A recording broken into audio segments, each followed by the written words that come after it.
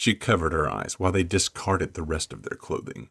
Warmth curled around her spine at the thought of them disrobing mere feet away from her. The temptation to peek proved too much to handle. She still actively mourned her big brother. Surely peeping at hot young wolves would be the last thing on her mind. But their captivating scents overpowered her grief. Through the tiny spaces between her fingers, she caught a breathtaking glimpse of two virile, defined, taut bodies.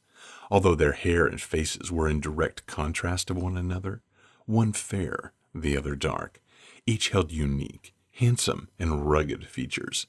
They both possessed identical, flawless, bronzed skin with lean muscles.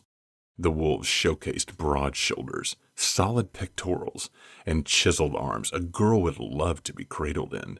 With their washboard abs, tight asses, and powerful legs, these two were built for speed and stamina and would make an ideal meat sandwich for any lucky lady. The vision of their two thick, extended cocks triggered a longing deep inside. Clea licked her lips. Her inner cougar clawed to pounce. She squinted her eyes shut as a wave of shame washed over her. But then, a compelling sound of grunts and groans forced them open again.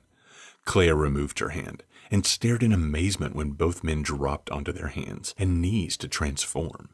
She had witnessed Griffith over the years, but his shift into a cougar was profoundly different, far faster and simpler. They braced themselves as their magnificent bodies morphed.